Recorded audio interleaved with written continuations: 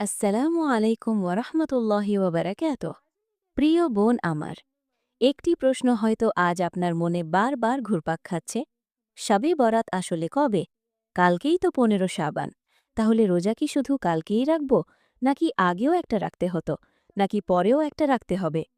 আমাদের মা বোনদের মধ্যে একটি প্রচলন আছে যে শবে বরাতের রোজা মানেই নির্দিষ্ট একটি বা দুটি রোজা।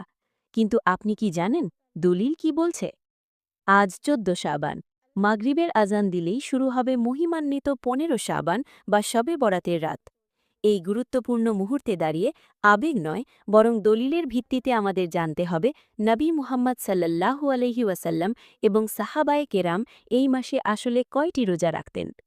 আজকের ভিডিওতে আমরা হানাফি মাযহাব ও সাহি হাদিসের আলোকে জানব শবে বরাতের রোজা আসলে কয়টি, এর সঠিক নিয়ম ও ফজিলত কি, এবং কোন ভুলগুলো থেকে আমাদের বেঁচে থাকতে হবে। ভিডিওটি শেষ পর্যন্ত দেখুন, কারণ দলিলের উপর আমল করাই হল নাজাতের মাধ্যম। প্রিয় দিনী বোন, আমরা এখন অবস্থান করছি শাবান মাসে। এটি এমন একটি মাস যেটিকে নবী মুহাম্মদ সাল্লাল্লাহু আলাইহি ওয়াসাল্লাম রজব ও রমাদানের মধ্যবর্তী অবহেলিত মাস বলেছেন। মানুষ রজব মাসে ইবাদত করে, আবার রমাদানের প্রস্তুতি নেয়, কিন্তু মাঝখানের এই শাবান মাসটি অনেকেই অবহেলায় কাটিয়ে দেয়। অথচ আমাদের প্রিয় নবী মুহাম্মদ সাল্লাল্লাহু আলাইহি ওয়াসাল্লাম এই শাবান মাসে সবচেয়ে বেশি নফল রোজা রাখতেন। উম্মুল মুমিনিন আয়েশা রাদিয়াল্লাহু আনহা বলেন, আমি নবী মুহাম্মদ সাল্লাল্লাহু আলাইহি ওয়াসাল্লামকে রমাদান ব্যতীত অন্য কোনো মাসে পূর্ণ মাস রোজা রাখতে দেখিনি, এবং শাবান মাসের চেয়ে বেশি নফল রোজা অন্য কোনো মাসে রাখতে দেখিনি। সহিহ বুখারী। আর শবে বরাত অর্থাৎ মধ্য শাবানের রাত বা লাইলাতুন নিসফ মিন শাবান হল আল্লাহ তাআলার বিশেষ ক্ষমার রাত। যদিও এই রাতের নির্দিষ্ট সালাত বা পদ্ধতির কথা সহি আদিসে নির্দিষ্ট করে বলা নেই, কিন্তু এই রাতের মূল ফজিলত হল আল্লাহ তাআলা মুশরিক এবং হিংসুক ছাড়া বাকি সব ক্ষমা প্রার্থনাকারীকে ক্ষমা করে দেন। ইবনে মাজা, তাবরানী। তাই এই রাত ও দিনটি হেলায় ফেলায় কাটানো বুদ্ধিমান মুমিনের কাজ নয়। এবার আসি মূল আলোচনায়। শবে বরাতের রোজা কয়টি? আমাদের সমাজে অনেক বোন মনে করেন শবে বরাতের রোজা মানেই হল ১৫ শাবানের একটি রোজা। আবার কেউ কেউ বলেন, না, আগে পিছে মিলিয়ে মোট ৩টি রাখতে হবে। আসুন হানাফি ফিক ও সাহি হাদিসের আলোকে বিষয়টি পরিষ্কার করি। ১. ১৫ শাবানের নির্দিষ্ট রোজার হুকুম।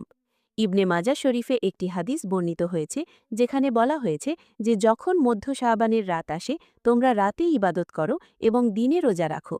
মুহাদ্দিসিনে কেরামের মতে এই হাদিসটির সনদ কিছুটা দুর্বল।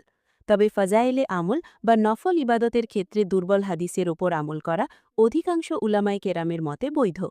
হানাফি মাযহাব মতে ১৫ শাবান রোজা রাখা একটি মুস্তাহাব বা প্রশংসনীয় আমল। এটি কোনো ফরজ বা ওয়াজিব নয়। ২.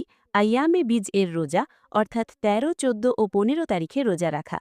সবচেয়ে শক্তিশালী ও বিশুদ্ধ মত হল নবী মুহাম্মদ সাল্লাল্লাহু আলাইহি ওয়াসাল্লাম প্রতি চান্দ্র মাসে ১৩, ১৪ ও ১৫ তারিখে রোজা রাখতেন, যাকে আইয়ামে বীজ বলা হয়। আজ ১৪ শাবান। আপনি যদি গতকাল ১৩ তারিখে রোজা রেখে থাকেন এবং আজ ১৪ তারিখেও রোজা অবস্থায় থাকেন, তাহলে আগামীকাল ১৫ তারিখে রোজা রাখলে আপনার আইয়ামে বীজের সুন্নাহ আদায় হয়ে যাবে। এটাই সবচেয়ে উত্তম পদ্ধতি। ৩. যদি শুধু ১৫ তারিখে রোজা রাখেন। অনেক বোন হয়তো ১৩ ও ১৪ তারিখে রোজা রাখতে পারেননি। তারা কি শুধু কাল ১৫ তারিখে রোজা রাখতে পারবেন? উত্তর হল হ্যাঁ, পারবেন। হানাফি মাযহাব মতে শাবান মাসে যে কোনো দিন নফল রোজা রাখা জায়েজ এবং সওয়াবের কাজ। যেহেতু ১৫ শাবান আইয়ামে বীজের অন্তর্ভুক্ত এবং হাদিসে এই দিনে রোজার ইঙ্গিত আছে, তাই আপনি চাইলে শুধু ১৫ তারিখেও রোজা রাখতে পারেন। তবে মনে রাখবেন, এটিকে ফরজ বা ওয়াজিব মনে করা যাবে না। এটি একান্তই নফল রোজা। তাহলে সার কথা হল, সবচেয়ে উত্তম ১৩, ১৪ ও ১৫ দিন রোজা রাখা। সাধারণ আমল শাবান মাসের যে কোনো দিন বেশি বেশি রোজা রাখা। নির্দিষ্ট আমল যদি কেউ শুধু ১৫ তারিখে রাখেন, তবে সেটিও নফল হিসেবে গণ্য হবে এবং ইনশাআল্লাহ আল্লাহ তাকে সওয়াব দেবেন। প্রিয় বোন, কেন আমরা এই রোজা রাখব? শুধু কি প্রথা পালনের জন্য? না, এর পেছনে রয়েছে বিশাল আধ্যাত্মিক কারণ।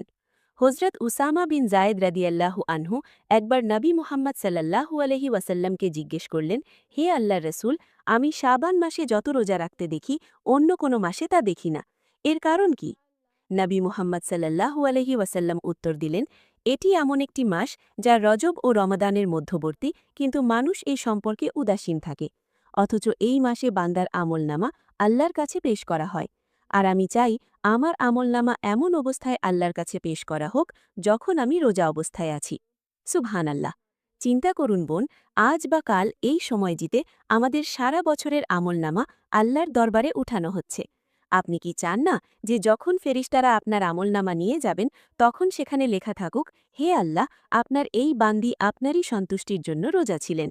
এই রোজার মাধ্যমে আমাদের গুনাহ মাফ হতে পারে, অন্তরের কালিমা দূর হতে পারে এবং রমাদানের কঠিন ইবাদতের জন্য আমাদের শরীর ও মন প্রস্তুত হতে পারে। এবার খুব জরুরি একটি বিষয় নিয়ে কথা বলবো, নিয়ত। অনেক বোন আমাকে প্রশ্ন করেন, আপা, শবে বরাতের রোজার নিয়তটা আরবিতে একটু বলে দিন, বা বাংলায় কিভাবে বলবো, নাফাইতু আন আসুমা, এমন কিছু কি পড়তে হবে? প্রিয় বোন, ইসলাম খুব সহজ ধর্ম। হানাফি মাঝহাব ও বিশুদ্ধ মত অনুযায়ী নফল রোজার জন্য মুখে কোনো নির্দিষ্ট আরবি গদবাধা বাক্য উচ্চারণ করা জরুরি নয়। নিয়ত হল মনের ইচ্ছা বা সংকল্প।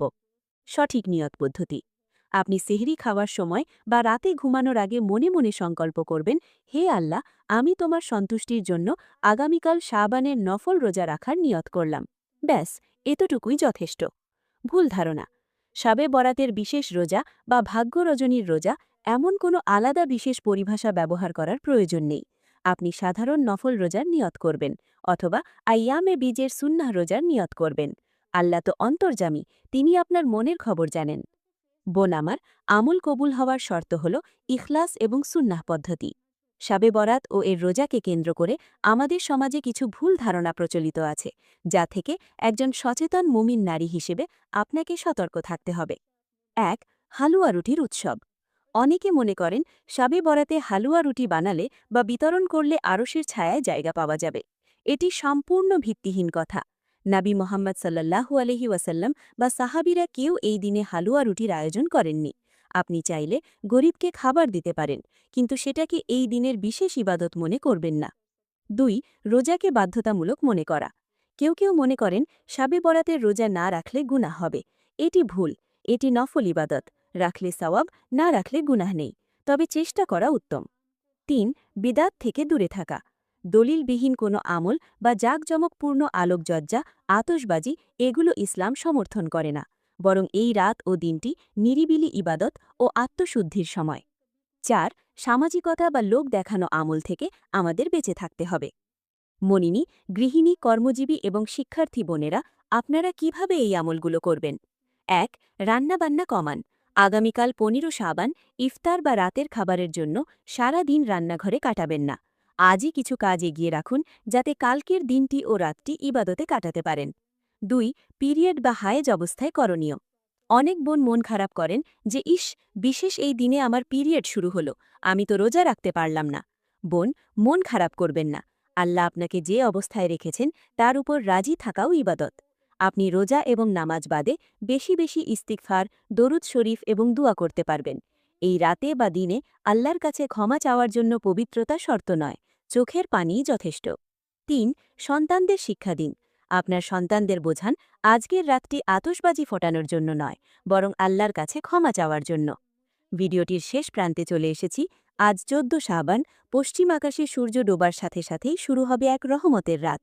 আল্লাহ তাআলা হয়তো ডাকতে থাকবেন, কে আছো ক্ষমা প্রার্থনাকারী, আমি তাকে ক্ষমা করব। কে আছো রিজিক অন্বেষণকারী, আমি তাকে রিজিক দেব। প্রিয় বোন, আমাদের জীবনের খাতা থেকে হয়তো অনেকগুলো শাবান মাস চলে গেছে। আমরা জানি না আগামী শাবান মাসে আমরা কে থাকব আর কে কবরের অন্ধকার ঘরে থাকব। এই রোজাটি, এই ইবাদতটুকু হয়তো হতে পারে আপনার জীবনের মোড় ঘুরিয়ে দেওয়ার উসিলা। আসুন, রমাদানের ঠিক আগ মুহূর্তে এই শাবান মাসে নফল রোজা রেখে এবং তওবা করে নিজেকে ধুয়ে মুছে পরিষ্কার করে নিই। আল্লাহ যেন আমাদের সবাইকে সুস্থতার সাথে রমাদান পর্যন্ত পৌঁছে দেন। আজকের আলোচনা থেকে যদি আপনার মনের বিভ্রান্তি দূর হয়ে থাকে, তাহলে অনুরোধ করব, ভিডিওটি আপনার মা, বোন, ভাবি বা বান্ধবীদের সাথে শেয়ার করুন। হয়তো আপনার একটি শেয়ারের কারণে অন্য একজন বোন সঠিক দলিলের উপর আমল করতে পারবেন, আর তার সওয়াবও আপনি পাবেন, ইনশাআল্লাহ। শাবে বরাত ও আসন্ন রমাদানের মাসলা মাসায়েল এবং নারীদের জন্য বিশেষ আমলগুলো জানতে আমাদের এই চ্যানেলটি সাবস্ক্রাইব করে বেল আইকনটি অন করে রাখুন। আপনার কোনো প্রশ্ন বা অভিজ্ঞতা থাকলে নিচে কমেন্টে জানাতে পারেন। আমি চেষ্টা করব উত্তর দেওয়ার। মহান আল্লাহ আমাদের সবাইকে সঠিক বুঝ দান করুন। আসসালামু আলাইকুম ওয়া রাহমাতুল্লাহি ওয়া বারাকাতুহু।